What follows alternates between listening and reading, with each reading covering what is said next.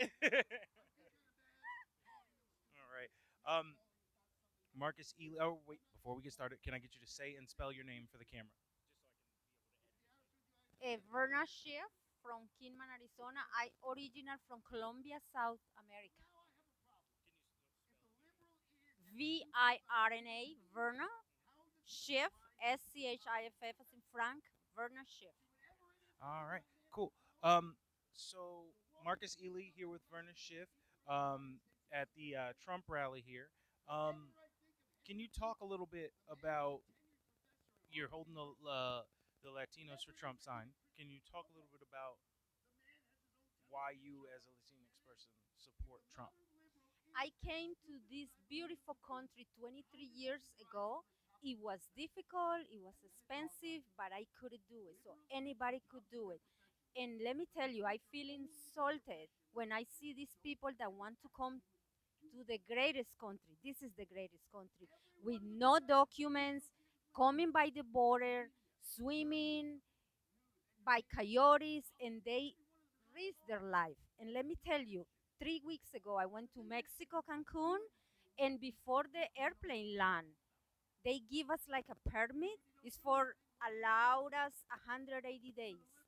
And if we lose that permit, we will be probably in jail. So how come we are supposed to open the border from there to here? But when we want to go and visit Mexico, we have to have all the documents. We cannot cross the border because we become illegals.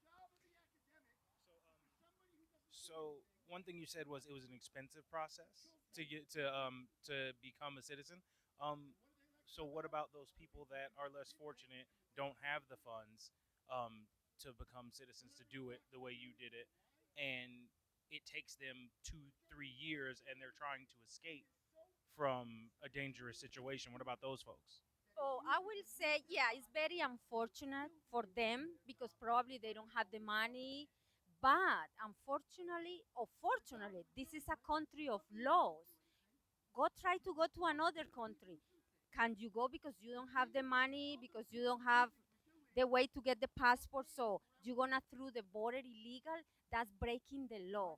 And uh, uh, it was difficult, like I say, and expensive, but you can go to the embassy and ask for a visa. It's not expensive, maybe a little bit, but I mean that I need like a 3 lawyers to come here.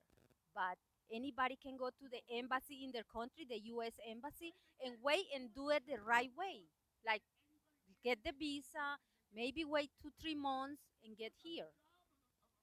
Actually, the paperwork takes about 18 months for the first part of the paperwork nowadays. In Colombia, I guess it's less than 3 months in Colombia. What, what are you talking about here? The normal paperwork process, it's 18 months according to like multiple, like nowadays. Maybe before when you went it was 3 months, but nowadays it's 18 months for folks. So it's a little longer of a process, but beside the point. um I was kind of transitioning. Trump's economic agenda, uh he's under attack for a lot of that. I was wondering how you feel about how he's doing economically. uh, I noticed because I came 23 years ago, and I noticed when Barack Obama was, you notice the economy is getting down because houses are not sold. You get people losing their jobs.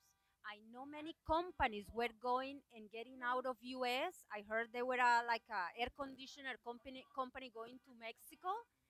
And thanks to Trump and the policies, all of the even the cars company Ford now they stay in here in giving jobs to America. And like he said, America first, American first.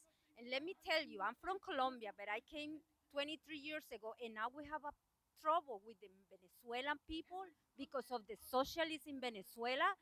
So what the president of Colombia should do, give the jobs to Venezuela people or give the jobs to Colombian. I know, like I said, those people come in the border because Honduras is difficult because San Salvador is a dangerous place. But why we have to take care of those countries? Where are the president? Where are the politicians in those countries? We have our own trouble and problems here in US. What we have to, it's like a family. Don't you provide for your family, your kids, and maybe you help the neighbors or the one in need? We have to take care of our first, our Americans. What would you say? Because I know it's coming. So, what would you say to folks that would respond to you, especially about Venezuela, saying, well, America has 134 sanctions on them that's crippling their economy right now, and that's the reason why Venezuela's in trouble? Can you cut it? Can you cut it? Can please you repeat the question? Repeat the question. Why? What do you think the issue is? Or rather, excuse me, if somebody posed the question to you saying, why do we have to help Venezuela? And somebody was to respond to you saying, well, one way we could help Venezuela by staying out of their situation is to get rid of the 134 sanctions that America currently has on them. Because I believe it's 134 sanctions that America currently has on the economy of Venezuela that is causing a lot of its economic anxiety right now. Oh, I'm sorry. Sanctions like cutting. It's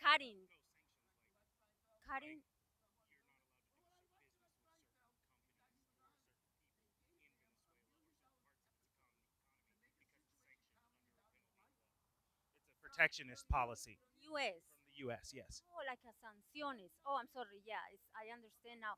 But depends of the media how want to see it. Like, oh, Venezuela is having the socialism because of the sanctions from America. But go back to Venezuela and look with Hugo Chavez. Hugo Chavez, he's dead. But Hugo Chavez went to Cuba and started talking to the Castros. And then now is Maduro. And look, I'm going to tell you about the two countries, Venezuela and Dubai. Both are rich in petroleum and oil. And look at how's Dubai because they decide to choose capitalism. Sorry for my accent. It's like a capitalism. And look at what Venezuela decide to choose with going to Cuba with the Castros, and now how is the country with the socialism? The only they share is misery. Look at how is this country with the capitalism. Anybody, a teacher, a doctor, a lawyer, a cashier, a woman, if they know how to handle money, they are able to have a nice life, a nice house, a nice car, have a nice living. Are you sure? Teachers in this state threatened to strike, and then teachers in like 5 other states struck recently. Well, it's not you cannot please anybody. But I know they're always complaining about it's not enough. They take care of our kids, but it's not enough. But I will say it's not what you spend. It's not what you make. It's what you spend. If you make 12,000 and if you spend 13,000, if you make 100 and this is a little economics, but if you make 100 and you spend 150, you're never gonna have anything. Is that clear?